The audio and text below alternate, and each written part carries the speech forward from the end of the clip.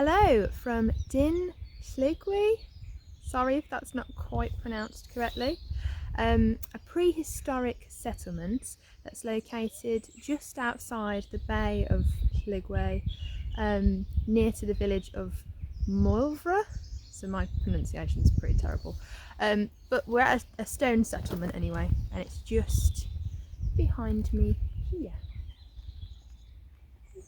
So let's go and have a wander.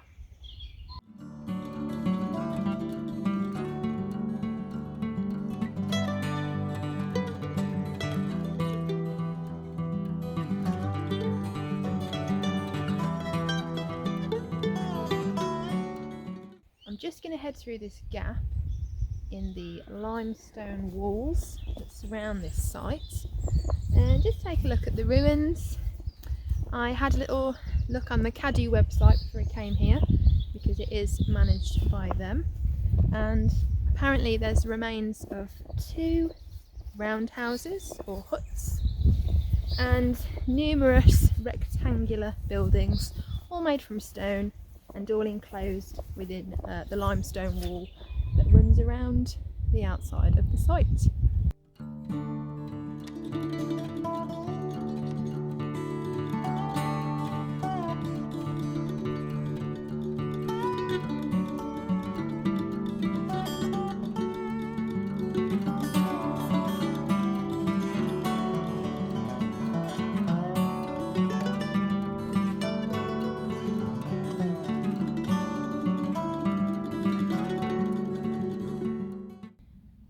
So this is the first of the 2 huts.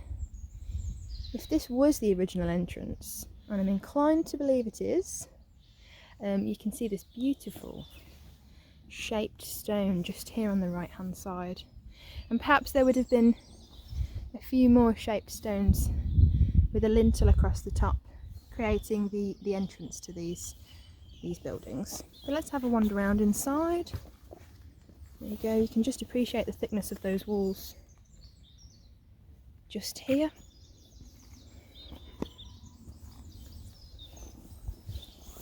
Around we go.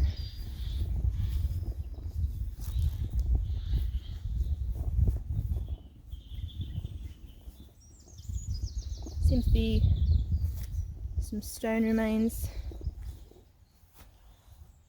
Seems to be some sort of limestone feature here just in the centre of the hut. Not quite sure what this would be, if it relates to perhaps a hearth that existed inside the building. Though you'd think if these were hearthstones there would be evidence of burning. I'm not a geologist, so I'm not quite sure if we can class that as a burnt stone. Let me know in the comments though what you guys think, whoever's watching.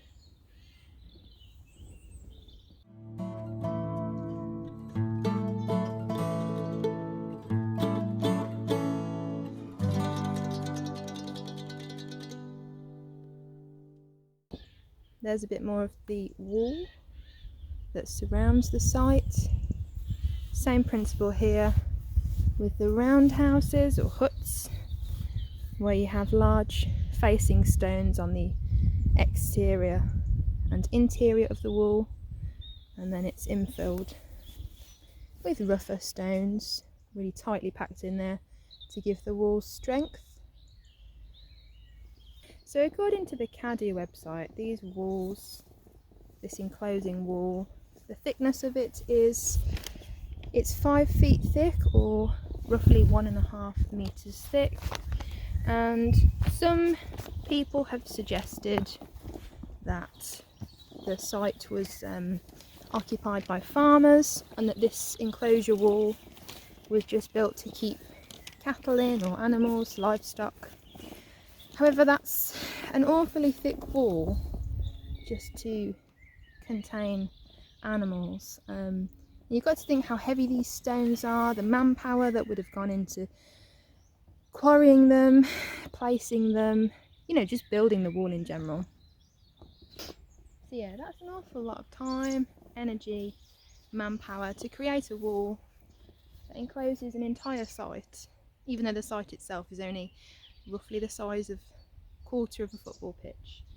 That's still a lot of stone to drag up the hill that we've walked up to enclose animals. So I'm inclined to believe that the wall had a defensive purpose as well.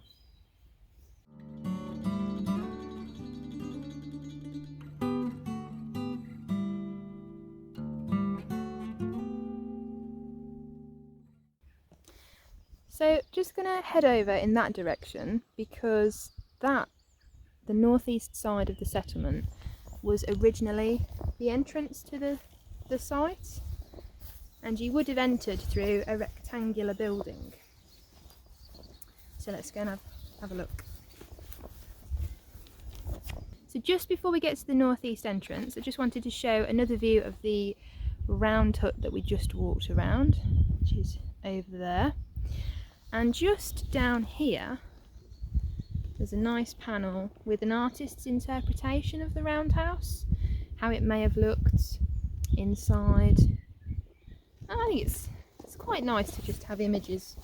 You know, you come to places like this, you don't want to be overloaded with information, with lots of text. So I think interpretation panels with images just work. Yeah, you can see in the top corner there on the left that they've imagined storage space. Perhaps that would have been somebody's sleeping quarters as well. I think it just aids in the overall interpretation of the site. Right, to the northeast entrance. So just walking along the exterior wall with those faced limestone slabs.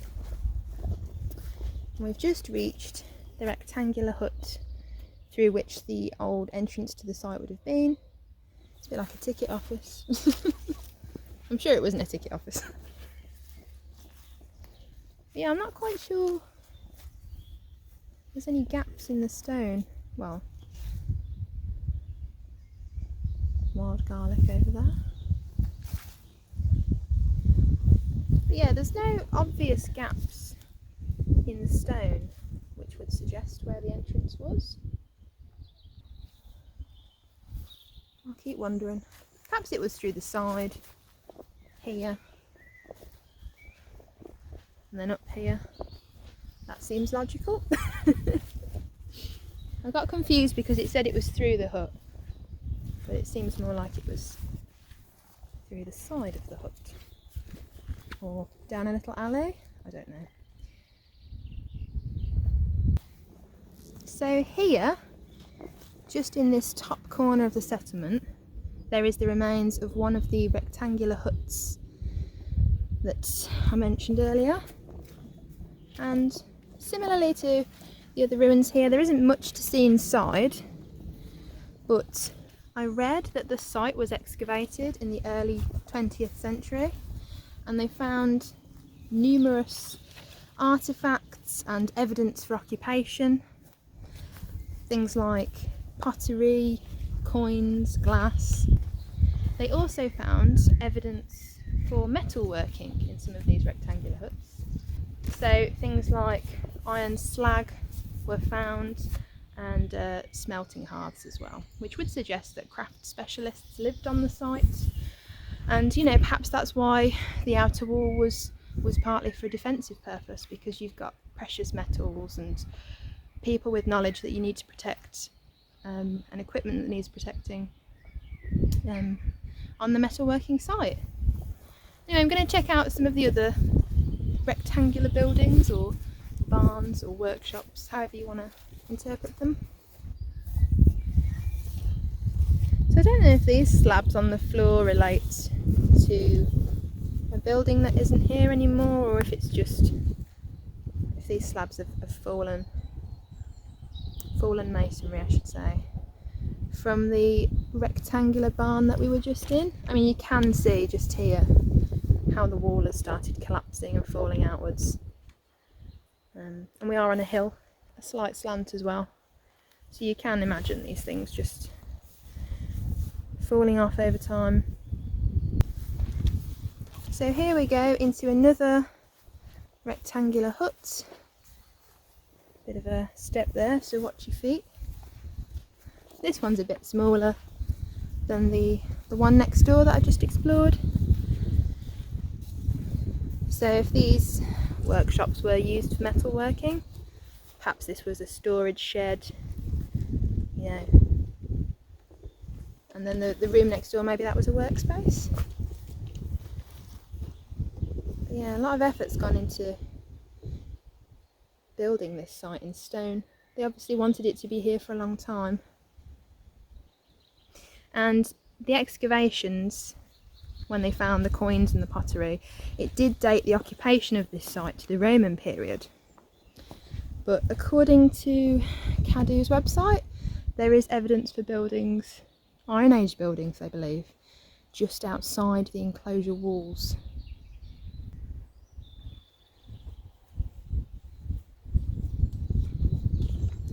This smaller building does give us a nice view of the second round hut that's on the site. Of course the walls would have been built up when the settlement was in one piece, but I'd imagine they had windows. Maybe it was nice to wave to family members or friends in the hut. Anything to distract from work. Yeah, I mean, when I mentioned windows then, I don't know if these buildings had windows. I mean, the walls are pretty thick, so perhaps they didn't. But you'd imagine if these spaces were for working in, that some form of natural light would be needed, so you can see what you're doing. Of course, the interiors would be lit from the central hearth, from lamps or candles, but who knows.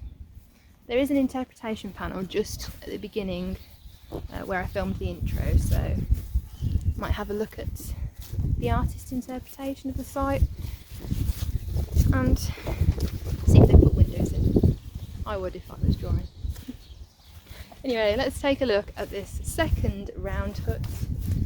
As we can see, we've got nice thick walls again, and the entrance just round the other side. So I'm going to have a wander. So this hut was built right next to this exterior wall. The other one was sort of a bit further in. And perhaps the people who worked on this site lived here. It's not a very long commute, is it, if your workshop's just next door? But there's evidence of some little steps up towards this hut. The fact that this was raised, does that mean that somebody important lived here? One of the head craft specialists, perhaps? If I flip the camera, actually, this will be easier. Yeah, so I flip the camera. There doesn't seem to be any evidence of central hearthstones, but you know, perhaps they're buried under the grass. It'd be good to see some excavation plans and drawings. But you can see the limestone slabs, how they've been faced for the interior and again the exterior of the hut. Bit more fallen masonry there. Did it fall from the middle? Did it fall from the walls? That one's been there a long time, it's very mossy. And there's the entrance again just there. So it looks like there were two big lintels either side. Actually, there's a pretty cool, I suppose this is an erosion mark because limestone is very soft. If you've seen my R below video, which is my first official video on the channel, there were a lot of erosion marks in the stone circle at R below. So I'll link the video in the description and check that out if you haven't already. First official plug, that is. But yeah, just before I leave this second roundhouse, I just want to point out the view just over there of Llanigwy Bay. The view of Llanigwy Bay. And that's another reason why I would like to imagine that there was a little window just here where the hut is so people could see out. But I know that's highly unlikely because of the defensive wall that would have been a lot taller sitting just outside. the roundhouse there.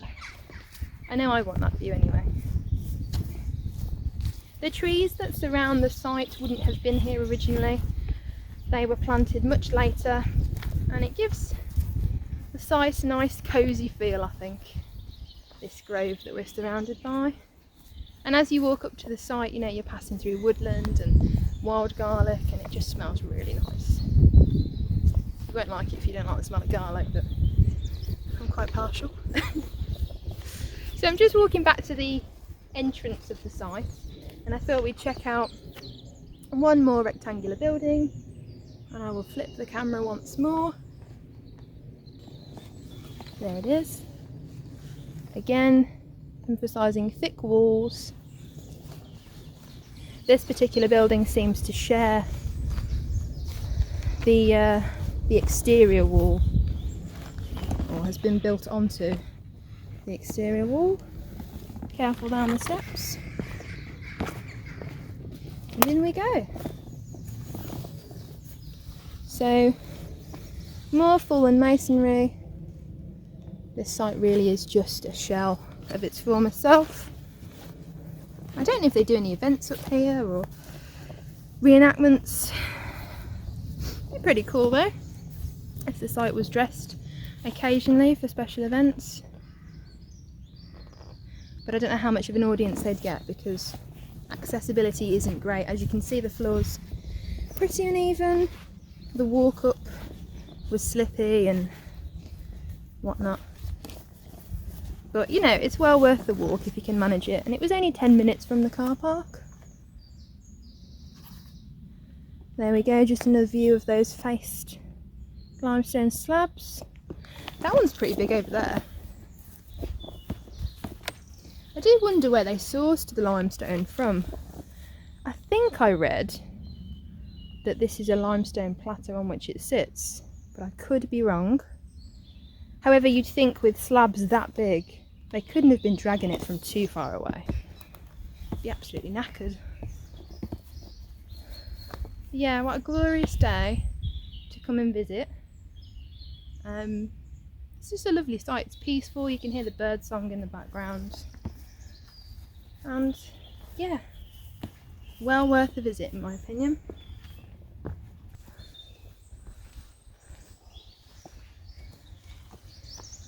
There we go, so that is how the site's been imagined. I think it is the same artist as the other panel. So we've got that rectangular we've got that rectangular exterior hut just in the corner over here, and yes, the entrance just to the side. These long rectangular buildings. That's the one we just walked through. We've actually left the left side bare, which is quite interesting. The roundhouse.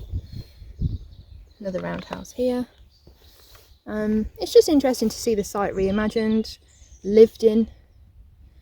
So the site would have been occupied by local Britons who were living under Roman rule, and as I said earlier, the coins, the pottery that they found at the site during excavation all indicate occupation in the 3rd and 4th centuries AD, which is, as I say, during Roman rule.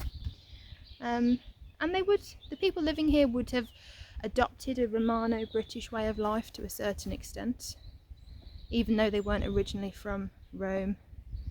They obviously shared a lot of their well, not customs, but a lot of Roman material is found in people's houses, and it just shows the integration of cultures.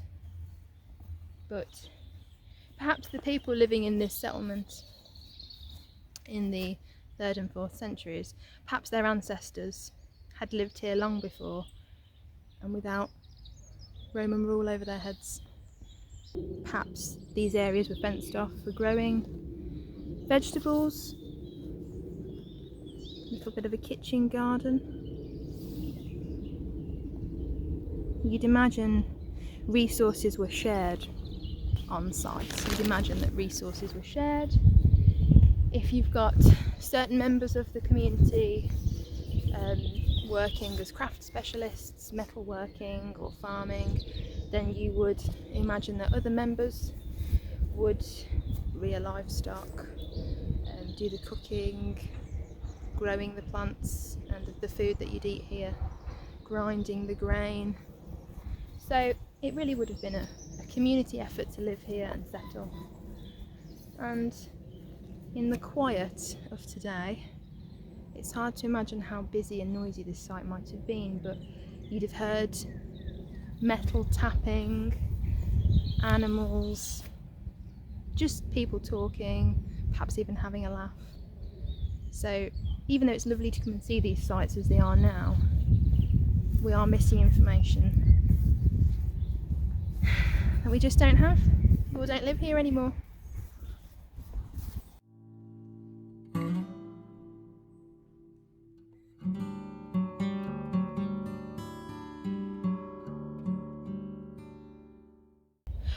Right, I've just about finished having a walk around the site. Really enjoyed seeing it, particularly in the sunshine. Didn't think it was going to rain today. This is a fantastic place to come and visit. As I say, if you don't have accessibility issues, this is pretty easy to get to. The lane down here was a bit windy in places, but the lay-by in which you park is pretty big. The route is, well, it's well signposted, and as I say, easy enough to get to. It really is a lovely glimpse into prehistoric domestic life, and it's well worth a visit. So thank you so much for watching. I hope you've enjoyed it, and I will see you again soon. Bye. So just before we leave, I have already said goodbye, but I just remembered I didn't mention that the site was free admission. Parking is free as well. It's open 10 till 4 most days, apart from Christmas and New Year's Day, and that last admission is 30 minutes before close. So I don't know if somebody comes along and closes the kissing gates, or if the farmer comes and uses the field after that, but definitely handy to note before you visit. Here's a little shot of that lay-by, and hope you enjoy the vlog.